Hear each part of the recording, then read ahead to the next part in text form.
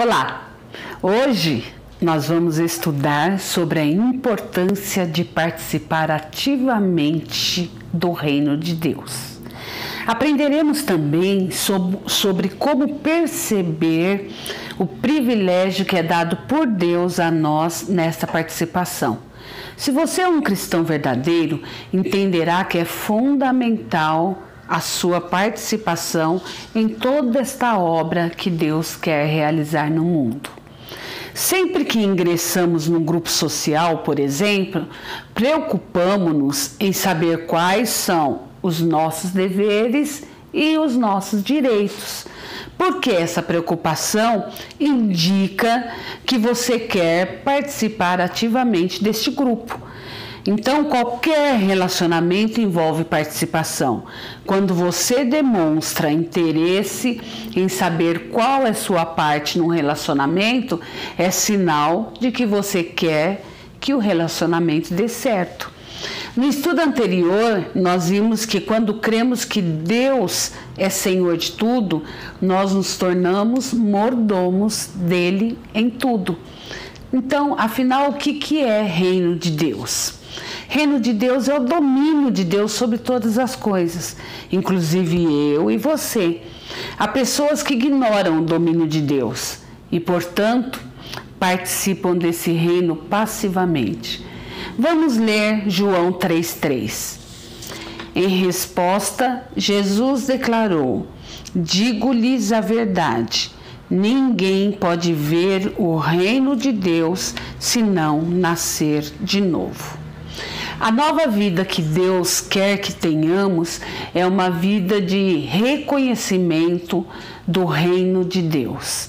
O que isso vem significar? Vem significar que a gente reconhece o domínio de Deus, o seu senhorio. Não pode haver alguém que reconhece Deus, mas não quer que ele reine. E também essa pessoa não vai usufruir do domínio e cuidado de Deus para com a sua vida se ela não reconhecer Deus como Deus, o Rei de toda a terra. Você está interessado em saber como Deus quer que você participe do reino dele? Esse interesse há de caracterizar a sua mordomia, porque nossa participação abrangerá todas as áreas de nossa vida. Pode ser até com a presença. Porém, seu real significado é participação ativa que venha causar um impacto, diferença por onde passar. A nossa participação, ela se dá pelo menos de 3 maneiras. A primeira é que eu posso participar com aquilo que sou, com a nossa própria vida. Se não colocar sua vida ao dispor de Deus, você nunca poderá participar do reino dele ativamente. Veja o que diz Salmo 31:15. O meu futuro está nas tuas mãos. Livra-me dos meus inimigos e daqueles que me perseguem. Este texto nos faz entender que estamos nas mãos de Deus, porque Ele domina sobre tudo, mas também porque nós colocamos o nosso futuro nas mãos dele. Porque nós queremos que Ele nos use, porque nós queremos ser instrumentos, tal qual o barro nas mãos do oleiro.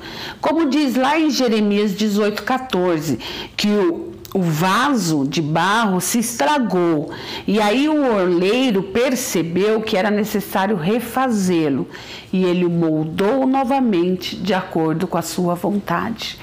Esse esquema do barro e do oleiro é para que a gente compreenda quem é Deus e quem somos nós nessa situação. Deus é o oleiro, nós somos o barro. Na Bíblia, encontramos vários exemplos de pessoas que colocaram a vida nas mãos de Deus e participaram ativamente do reino. Vamos falar 3 delas. Primeiro é Moisés, em Êxodo 4:10-12. Disse, porém, Moisés ao Senhor: ó Senhor, nunca tive facilidade para falar, nem no passado, nem agora que falaste a teu servo. Não consigo falar bem. Disse-lhe o Senhor: quem deu boca ao homem? Quem o fez surdo ou mudo? Quem lhe concede vista ou o torna cego? Não sou eu, o Senhor? Agora, pois, vá. Eu estarei com você, ensinando-lhe o que disser. Moisés se sentia inadequado e se sentia também incompetente para a tarefa grandiosa de libertar o povo de Israel. Mas quando Deus determina e nos colocamos nas mãos de Deus, Ele mesmo capacita, abre as portas e indica o caminho. E foi assim com Moisés, um homem que se dizia incompetente para fazer o que Deus estava pedindo. Vamos também em Josué. Josué 1:9 diz assim: não fui eu que lhe ordenei? Seja forte e corajoso, não se apavore nem se desanime, pois o Senhor, o seu Deus, estará com você por onde você andar. Eu fico imaginando que Josué foi um personagem da Bíblia que ganhou muitas batalhas. É difícil a gente imaginar Josué com medo, mas esse texto indica que ele tinha medo. Tanto que o texto diz: não se apavore. Josué tinha medo porque ele viu a luta de Moisés com a teimosia e incredulidade do povo de Israel. Ali, Moisés sofreu bastante, porque o povo era rebelde, o povo era incrédulo, o povo era teimoso.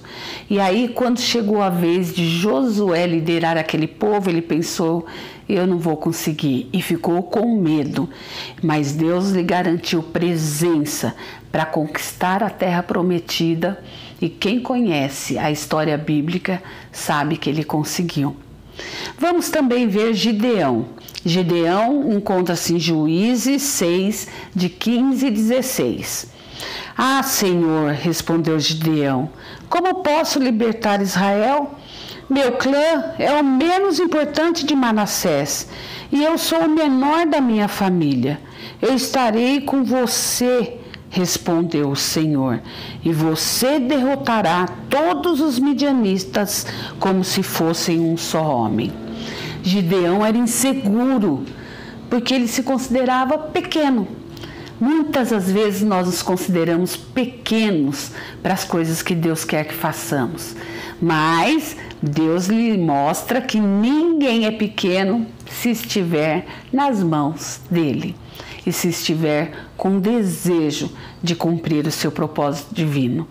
Então, essas três pessoas podem nos ensinar muitas coisas. E a primeira delas é que nenhuma delas possuíam riquezas ou poderes especiais para fazer as coisas que conseguiram. Não eram santos especiais, mas eram pessoas que tinham suas vidas nas mãos de Deus. Foram usadas com todo o poder divino à disposição. Para participar do reino de Deus, você não precisa ter nada, você precisa ser. Você precisa ser uma pessoa que ama a Deus e deseja fazer parte deste projeto. Mas também nós podemos participar do reino com os bens que Deus coloca em nossas mãos. Mateus 25, aprenderemos um pouco sobre o que fazer com os bens que Deus nos dá. Veja o verso 15. A um deu 5 talentos, ao outro 2 e a outro 1. A cada um de acordo com a sua capacidade. Em seguida, partiu para a viagem. Essa história é Jesus exemplificando como Deus age conosco. Deus nos dá talentos e bens a todos nós, mas a cada um Ele dá conforme a capacidade de administrar, conforme a disposição de trabalhar. Vamos continuar no verso 16 a 18. O que havia recebido 5 talentos, saiu imediatamente, aplicou-os e ganhou mais 5. Também o que tinha 2 talentos ganhou mais 2, mas o que tinha recebido 1 talento saiu, cavou um buraco no chão e escondeu o dinheiro de seu senhor. Todos nós temos liberdade de administrar esses talentos e bens como acharmos melhor. A história que Jesus conta é que cada um fez do jeito que achava certo. E isso, sim, é algo que Deus vai estar olhando depois. Veja o verso 19. Depois de muito tempo, o senhor daqueles servos voltou e acertou contas com ele. Se tem uma coisa que ninguém vai escapar, é de acertar as contas com Deus do que fez com o tempo que você teve de vida, com os bens que você ganhou, com os talentos e as capacidades especiais que Deus lhe deu.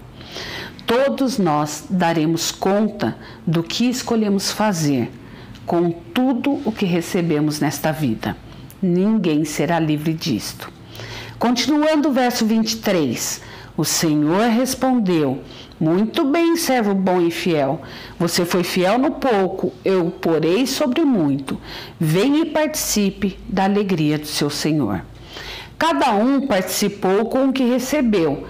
Por isso, não importa a quantidade de coisas que você oferta a Deus, mas sim a sua disponibilidade, disposição de ser fiel, de fazer o seu melhor. Terminando o verso 29, nós lemos: pois a quem tem, mais será dado, e terá em grande quantidade, mas a quem não tem, até o que tem lhe será tirado. Quanto mais disponível o servo é, mais oportunidades de servir terá.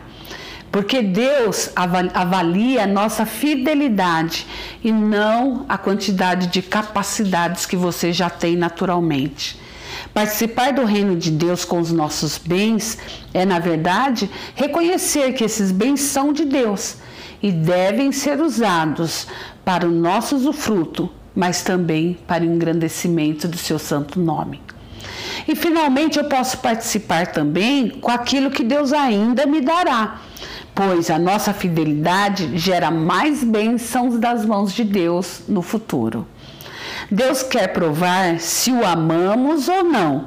Nossa participação atual é um meio de garantirmos a nossa participação futura com mais meios para ser bênção. O método de Deus no reino de Deus é a participação. Por isso, Ele nos colocou em posições estratégicas neste mundo e nos chama de nomenclaturas especiais. Veja que Deus nos chama de filhos. Leiamos 1 João 3,1. Vejam como é grande o amor que o Pai nos concedeu, que fôssemos chamados filhos de Deus, o que de fato somos. Por isso o mundo não nos conhece, porque não o conheceu. Um bom filho tem prazer em participar da vida do pai, ajudando-o e fazendo tudo para vê-lo feliz. Mesmo que não queira, filhos e pai estão ligados e por fim receberão a herança que o pai deixar. Ser filho de Deus é um excelente privilégio, mas que traz suas responsabilidades, porque você está levando o nome seriamente a um mundo que ainda não conhece a Deus totalmente. Deus nos chama de servos. Vamos ler 1 Pedro 2,16. Vivam como pessoas livres, mas não usem a liberdade como desculpas para fazer o mal. Vivam como servos de Deus. Um bom servo não deixa seu senhor na mão. O servo não tem direito de se negar a cooperar com seu senhor, porque ele foi comprado para servir. O servo obedece, porque também tem gratidão por tudo que o seu senhor lhe faz, lhe fez e lhe fará. Deus nos chama também de amigos. Vamos ler João 15,15. Já não os chamo servos, porque o servo não sabe o que o seu senhor faz. Em vez disso, eu os tenho chamado amigos, porque tudo que ouvi do meu Pai, eu lhes tornei conhecido.